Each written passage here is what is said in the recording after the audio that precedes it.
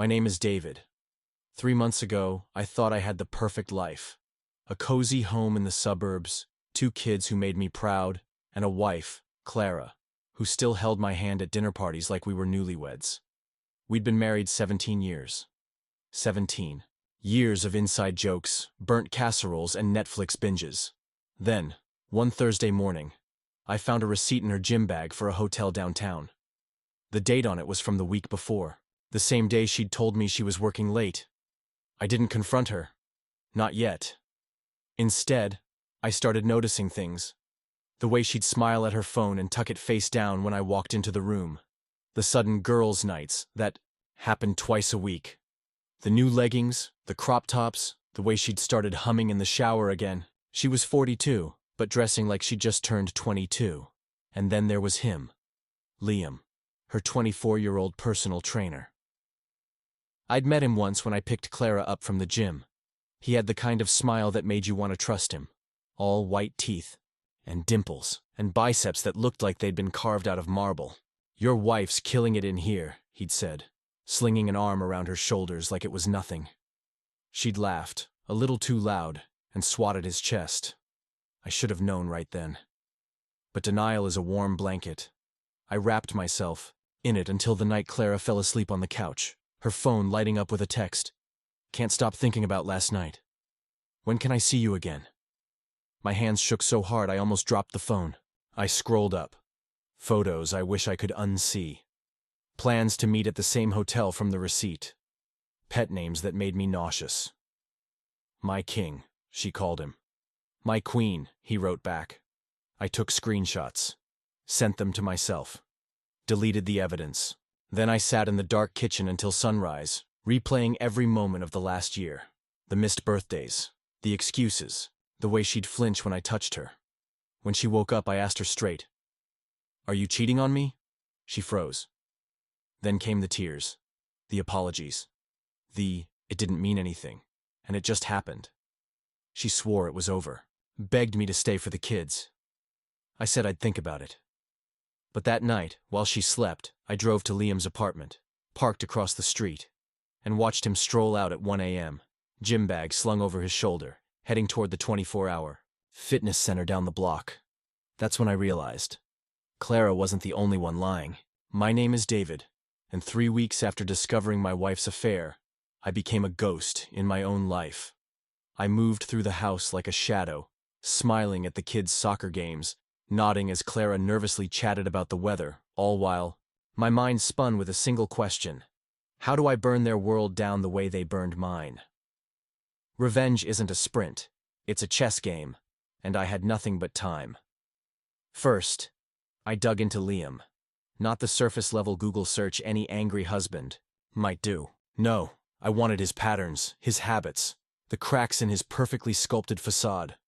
Turns out, a tax accountant knows how to follow money trails, and Liam's trail stank. He worked at Iron Peak Gym, a neon-lit meat market downtown where middle-aged women swiped their credit cards for wellness packages that included private sessions in dimly lit studios. But his paychecks didn't match his lifestyle. The kid drove a BMW M4, rented a loft in a gentrified neighborhood, and wore a Rolex Submariner that cost more than my Honda. So where was the cash coming from? I called in a favor from an old college buddy, Marcus, who worked in private security. "I need everything," I told him. "Bank records, social media aliases, parking tickets, everything." 2 days later, Marcus slid a manila envelope across my desk at work. Inside were photos of Liam leaving a high-end apartment complex at 3 a.m., arm in arm with a woman who wasn't Clara, then another, and another. Over the next week, Marcus tracked him to 5 different addresses. 5 different women, all over 35, all flashing rings on their left hands. Liam wasn't just a homewrecker, he was a businessman. One of the women was named Jenna. Her Instagram was public, a feed of sunset yoga poses and Savar blessed captions. I recognized her from the gym. She'd been in Clara's spin class. When I reverse searched her number, I found her husband, a balding CFO named Greg, who golfed every Sunday and, according to LinkedIn, traveled 20 days a month. I waited outside Jenna's house on a Tuesday afternoon, parked 3 blocks away, sunglasses on. She pulled into her driveway at 2 p.m., yoga mat in hand. Liam's BMW was already there. They didn't bother closing the blinds. Clara, meanwhile, swung between guilt and defiance. She'd cook elaborate dinners. Her famous lasagna, my favorite, then snap at me when I barely touched it. "You're punishing me," she hissed one night, after the kids went to bed. "How long are you going to keep this up?" "Keep what up?" I said, staring at the TV. This coldness. I said I was sorry. What else do you want? I want you to hurt. I want you to feel it. Instead, I shrugged. "I'm thinking."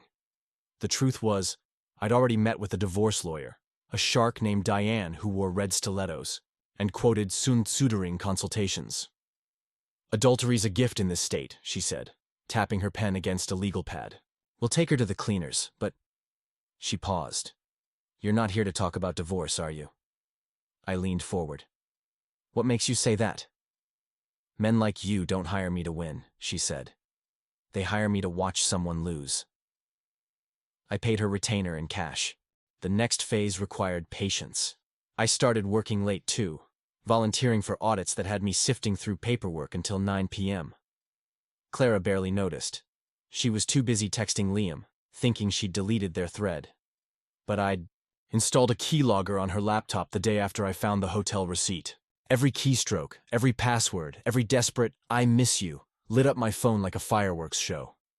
One name kept popping up: Elysian Suites, the same hotel from the receipt. Every Thursday, 1 p.m. to 3 p.m., room 214. I showed up on February 8th. Not to confront them, to watch. The Elysian was a boutique hotel with a rooftop bar and $20 valet parking. I wore a baseball cap and a delivery driver's uniform I'd bought off Amazon, carrying a cardboard box stuffed with packing peanuts. The front desk clerk didn't look up as I breezed past, muttering into a fake headset. Yeah, room 214, got it." The elevator smelled like lavender. My hands didn't shake. Outside their door, I heard her laugh.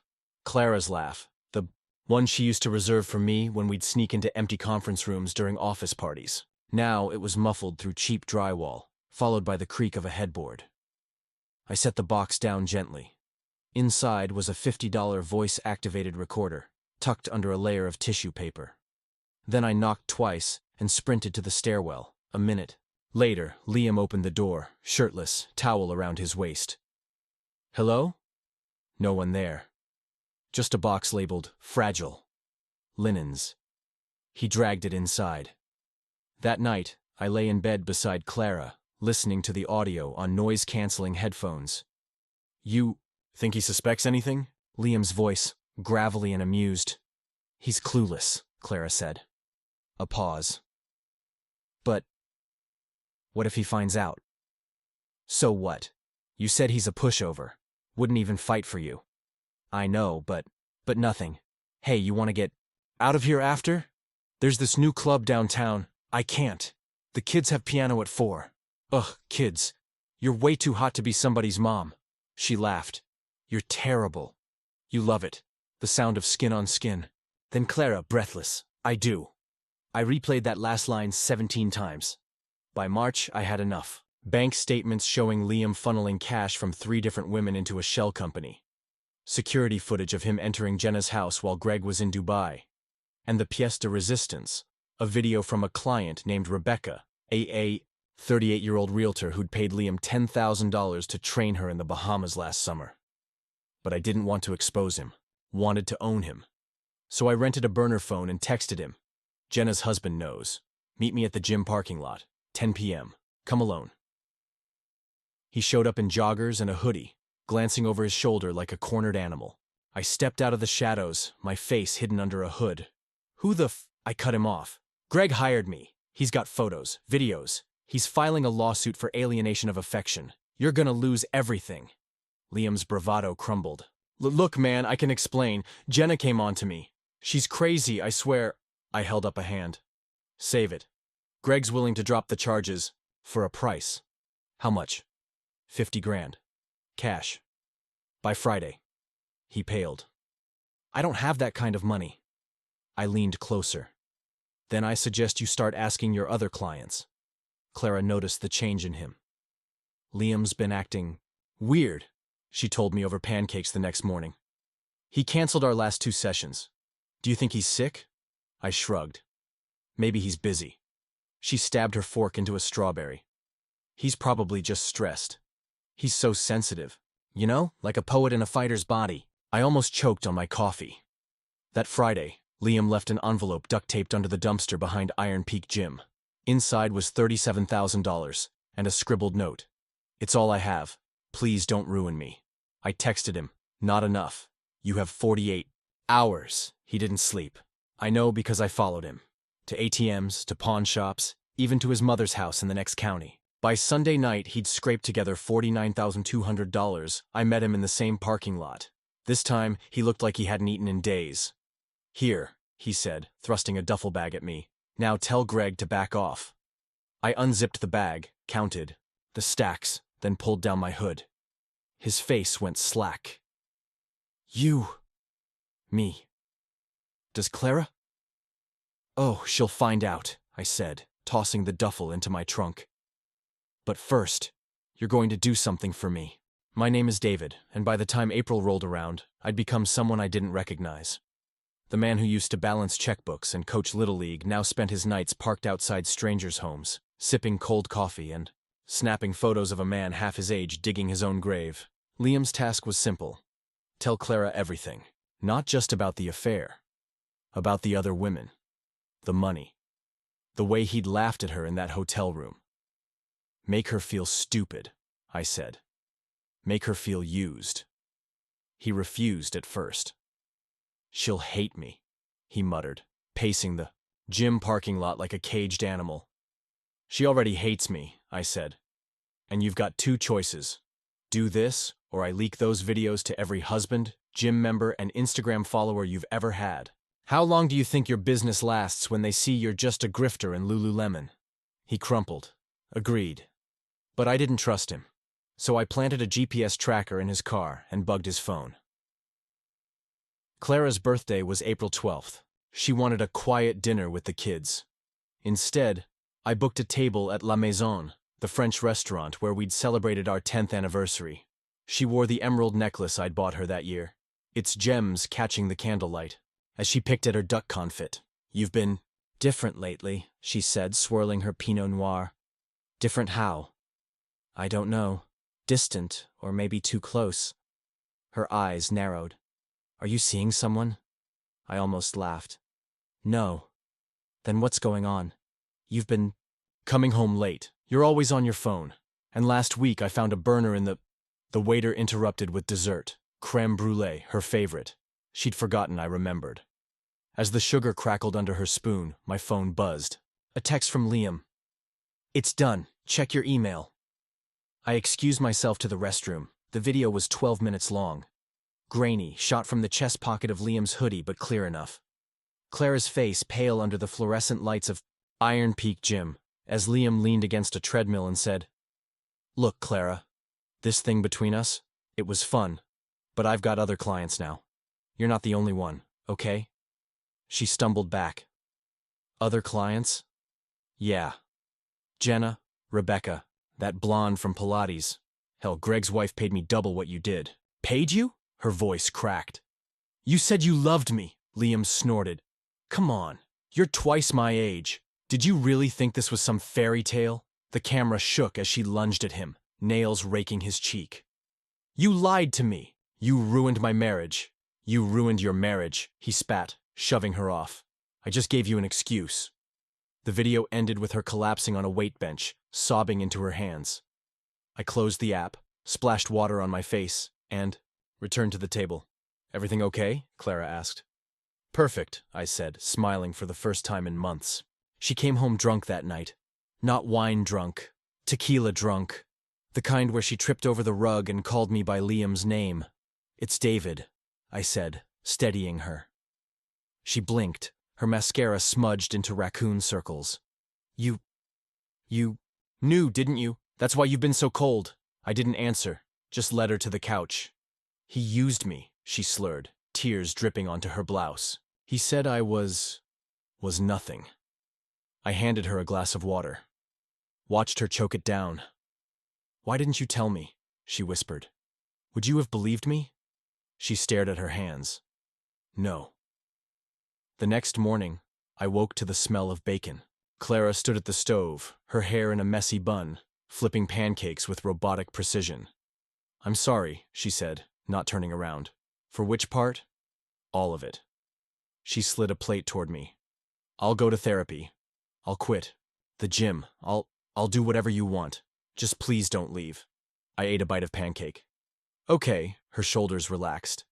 Okay? Yeah, but I need time. What I didn't tell her. Time was the one thing she didn't have. Liam's downfall came faster than I expected. With his savings drained from paying me off, he got desperate, started charging clients triple for VIP sessions. But Rebecca, the realtor, wasn't as clueless as he thought. She'd hired a PI. By May, her lawsuit hit the local news. Fitness trainer accused of blackmail, fraud, and emotional distress. Iron Peak Gym fired him. His BMW got repossessed. And the final nail? His mother, a devout Baptist, disowned him on Facebook. I raised him better. This is the devil's work. I saved the post as a PDF. Clara found it on her own. She showed me the article one night, her hands trembling. Look what happened to Liam. Karma's a bitch, I said, flipping channels. She studied my face. Did you have anything to do with this? Why would I? She didn't ask again.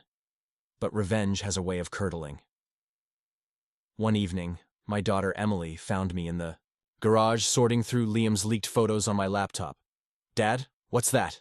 I snapped the screen shut. Work stuff. What's up, kiddo? She twisted the hem of her unicorn shirt. Are you and Mom getting divorced? My throat tightened. Where'd you hear that? Madison's parents got divorced and her dad moved away. You're not gonna move away, right? I pulled her into a hug. Never. But that night, I lay awake, her words clawing at me. What am I teaching them?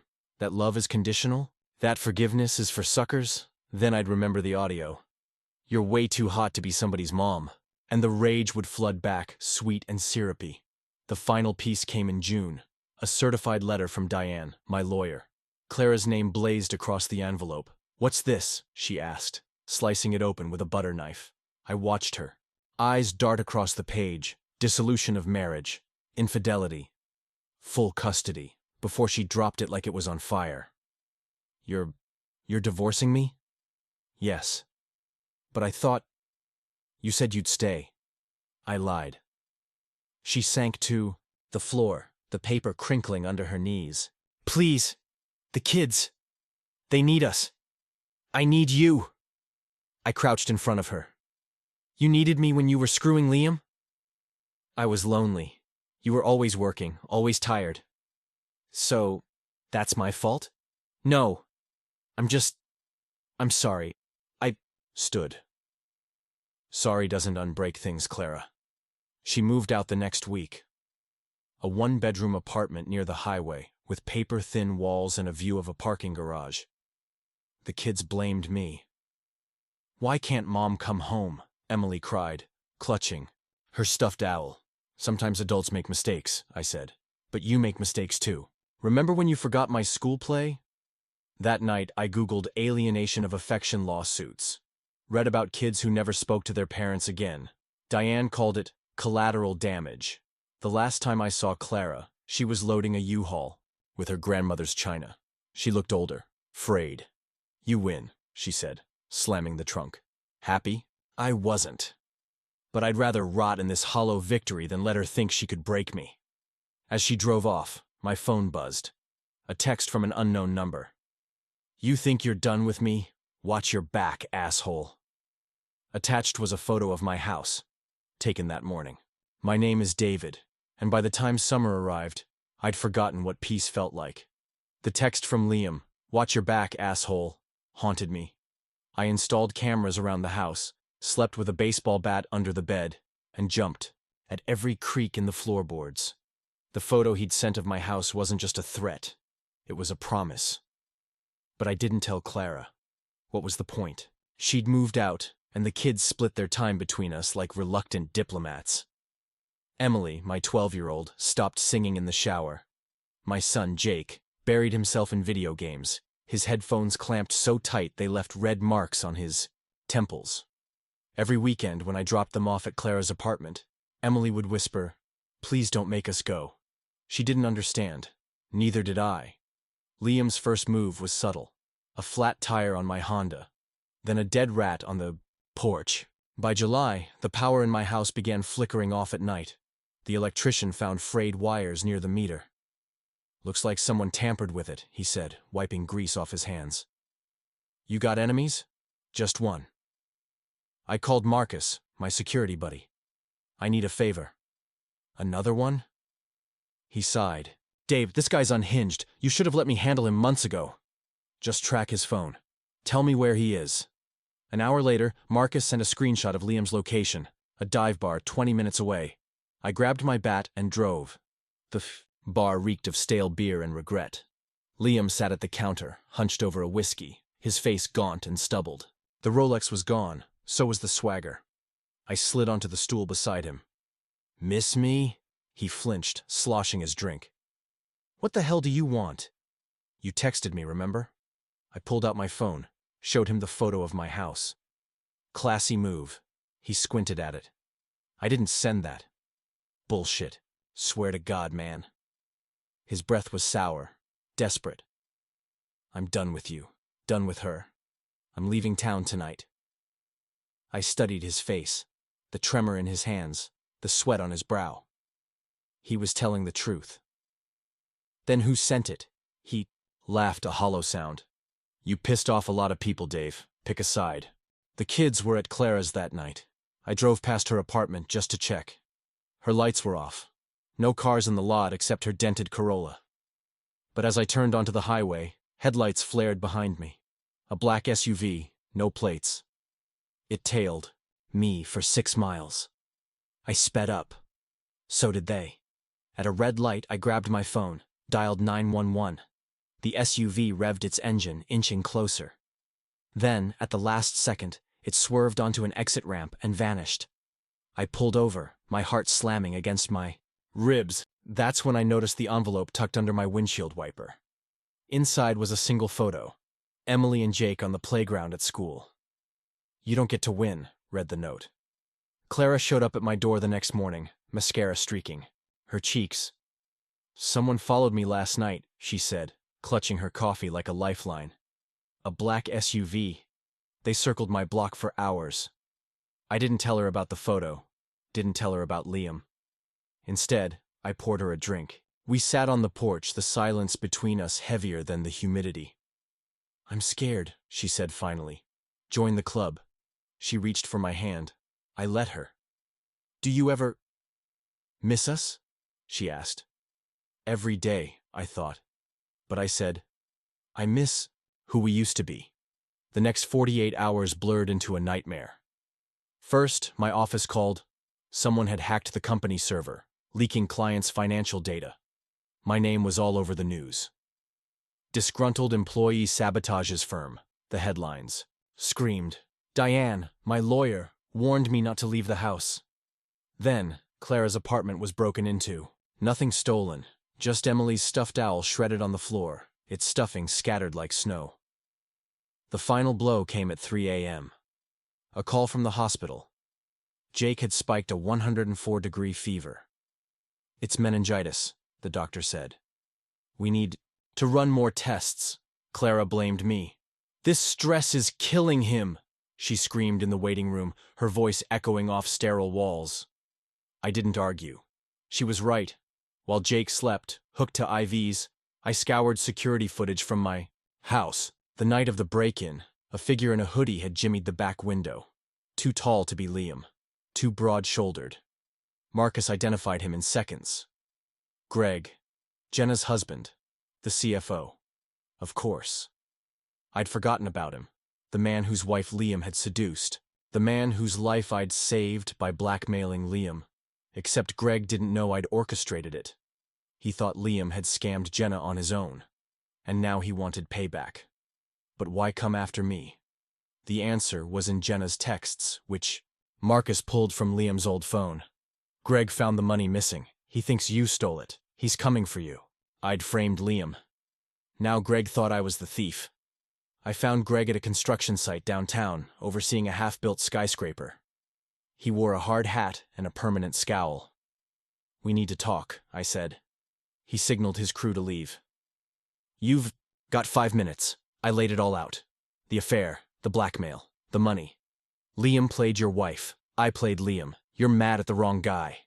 Greg's fist connected with my jaw before I finished speaking. I tasted blood. "You ruined my marriage," he growled. "Jenna left me. Took the kids. All because of your little games." "I was trying to protect you." He laughed, cold and sharp. "You don't protect people. You destroy them." He tossed a flash drive at my feet. "That's your security. Footage. Next time, I burn your house down." Jake recovered. Emily started talking to me again. But the damage was done. Clara filed for full custody, citing emotional neglect. Diane fought it, but the judge ordered supervised visits. "It's temporary," Diane assured me. It didn't feel temporary. The last time I saw the kids before the ruling, Emily asked, "Is it true you made Mom cry?" "It's complicated." I said. "You always say that," she snapped. "Just tell the truth." So I did. I told them about the affair, the revenge, the lies. They cried. I cried. Clara screamed at me in the parking lot. "They didn't need to know," she said. "Yes," I said. "They did." Liam was found dead in a motel outside Reno 2 weeks later. Overdose. The police ruled it accidental, but I knew better. Karma? Guilt? Or another pawn in Greg's game? I didn't care. Clara showed up at the funeral. We stood on opposite sides of the grave, avoiding each other's eyes. Afterward, she handed me an envelope. "I'm moving," she said. "To Ohio. The kids want a fresh start." The envelope held plane tickets. One way. "When?" I asked. "Tomorrow." The word knocked the air out of me. "You can't," I said. "I have to." That night, I sat in Jake's empty bedroom, clutching his forgotten Pokemon plush. The walls echoed with laughter that didn't exist anymore. My phone buzzed. A text. From Marcus. "Greg's been arrested. They found the flash drive." I didn't reply. Revenge had cost me everything. And the worst part? I'd do it all again. My name is David, and this is where my story ends. Not with a bang, but with the quiet suffocation of a life half-lived. The morning Clara and the kids left for Ohio, I stood at the airport security line, Emily's face pressed against Jake's shoulder as they glanced back one last time. Clara didn't look at me. She didn't have to. Her grip on their hands said everything. "You did this." I drove home in silence, the empty car echoing with memories. Jake's gum wrapper stuck under the seat, Emily's hair tie on the dashboard. Halfway there, I pulled over and vomited onto the shoulder. The house felt like a museum. Clara's perfume still lingered in the bedroom. Jake's unfinished Lego castle gathered dust on the coffee table. I poured a drink, then another, until the walls stopped judging me. At midnight, my phone rang. A blocked number. "You happy now?" Greg's voice. He'd made bail. "What do you want?" I slurred. "To watch you rot. You think losing your kids is the end? This is just the start." I hung up, blocked him, then smashed the phone against the kitchen tile. The next morning I found a letter in the mailbox, Emily's handwriting, wobbly and rushed. "Dear Dad, Mom says we can't call you anymore. She's crying a lot. Jake won't talk. I hate Ohio. It smells like worms. I miss my room. I miss when you laughed. Why did you have to be so mean? Love, Emmy." I folded the note into my wallet, next to a photo of us at Disneyland. Clara's lawyer sent divorce papers a week later. I signed them without reading. Diane said I could fight for visitation. "But do you really want to?" she asked. I didn't. Instead, I sold the house, donated the kids' toys, packed Clara's things into boxes labeled charity. When the movers left, I sat on the floor, staring at the faint outline of where our couch used to be. A knock startled me. Jenna stood in the doorway, her eyes red-rimmed. "Can I come in?" Hadn't spoken since the scandal. She looked smaller now, her yoga-toned arms crossed like armor. "Greg's filing for divorce," she said, perching on a packing box. "Turns out, he's been cheating for years. long before Liam. I handed her a beer. Why tell me? Because you're the only one who gets it. She took a swig. Revenge doesn't fix anything, does it? No, I said. It just burns whatever's left. I moved into a studio apartment downtown. Bare walls, a fold-out couch, no photos. The silence was unbearable, so I drowned it with work. Late nights, endless spreadsheets, anything to outrun the guilt. Then, in November, another letter arrived. From Jake. Dad, Mom got a new boyfriend. His name is Rick. He has a dog. I don't like him. He calls me Sport. Emily cries every night. She thinks you don't love us. I don't think that. But why don't you come get us? Jake. I booked a flight that night. Clara's apartment was a third-floor walk-up with peeling paint and a flickering porch light. She opened the door in a bathrobe, her face hardening. What are you doing here? I want to see them. They're sleeping. Clara, please. She hesitated, then stepped aside. Emily's room was plastered with unicorn stickers. Jake's held a half-built robot from a kit I'd mailed him. They slept curled like commas, their breath soft and unguarded. I didn't wake them. Just left 2 envelopes on their pillows. For Emmy, a keychain from our road trip to the Grand Canyon. For Jake, a signed baseball from his first game. Clara followed me out. You can't just appear like this. I'm their father. Are you? She hugged herself against the cold. You chose revenge over them. The truth was a knife. I let it cut. Tell them I love them, I said. She shut the door without answering. Greg was sentenced to 3 years for arson and stalking. The day of his trial, Jenna texted, You testifying? No, I wrote back. Let it go. She didn't. The judge called it a crime of passion. Greg got probation. Jenna moved to Oregon. Last month, I found Liam's mother at a church food bank. She didn't recognize me, her gnarled hands sorting canned goods as she hummed a hymn. He wasn't always bad, she said when I mentioned him. His daddy left when he was 6. After that, he just stopped trusting love. I handed her a donation check. She tore it up. Keep your blood money, she said. Prayer's the only currency that matters here. Today is my 45th birthday. I bought a cupcake, stuck a candle in it, and sat by the river.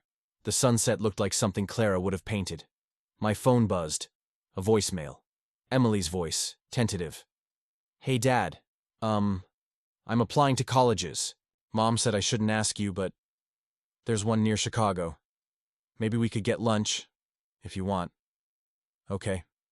Bye. I played it 7 times. Then I texted her. Name the place. I'll be there. What do you think? Was David's revenge worth the price? Could forgiveness have saved his family, or was the damage too deep? If you were Emily or Jake, would you give him another chance? Share your thoughts below. Every choice here is a mirror. Thanks for staying until the end. If this story haunted you, check out my other videos on love, loss, and the lies we tell to survive. And to anyone fighting to rebuild after the fire, keep going. The ashes might just be fertile ground.